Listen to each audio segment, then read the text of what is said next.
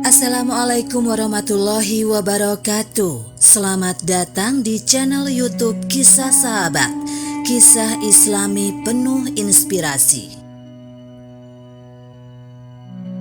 Kisah Rasul dan anjing yang kehausan. Upaya untuk memberi makan, minum, dan memelihara makhluk akan memperoleh pahala. Dalam buku Jiwa dalam Bimbingan Rasulullah karya Dr. Sya'ad Riyad diceritakan kebaikan seorang yang melakukan perjalanan jauh dan memberikan minum kepada anjing yang kehausan seperti dirinya. Rasulullah Shallallahu Alaihi Wasallam bersabda, "Dahulu ada seorang lelaki yang mengadakan perjalanan jauh. Di tengah jalan dia merasa sangat haus. Ketika akhirnya menemukan sebuah sumur, dia lalu turun ke bawah untuk minum. Setelah lepas dahaganya dan naik kembali ke atas, tiba-tiba di hadapannya terlihat seekor anjing yang menjulurkan lidahnya seraya menjilat-jilat tanah yang lembab karena saking kehausan. Lelaki itu berkata di dalam hati, anjing itu pasti sedang sangat kehausan seperti diriku tadi. Dia lalu kembali turun ke dasar sumur. Setelah mengisi sepatunya dengan air sampai penuh dan menggigitnya dengan mulut, dia kemudian memanjat ke atas. Sesampainya di atas, dia lalu memberikan air minum itu kepada anjing. Tindakannya tersebut telah membuat Allah Subhanahu wa Ta'ala berterima kasih kepadanya dan mengampuni semua dosa-dosanya.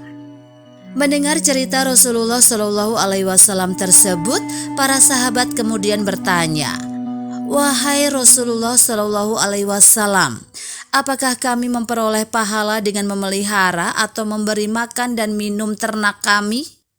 Rasulullah Shallallahu Alaihi Wasallam menjawab, "Pada upaya memberi makan, minum, serta memelihara setiap makhluk hidup, baik manusia, hewan maupun tumbuhan, akan memperoleh pahala." Hadis riwayat Bukhari.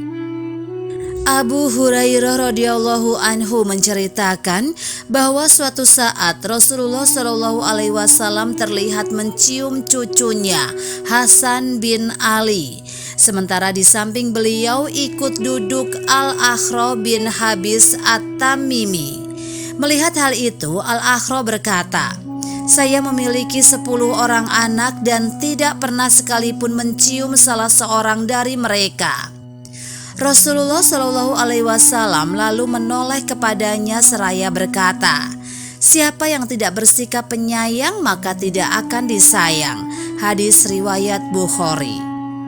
Dalam kesempatan lain, Rasulullah Shallallahu Alaihi Wasallam bersabda, "Rasa kasih sayang tidak akan dicabut kecuali dari hati seorang yang durhaka." Hadis riwayat Ahmad.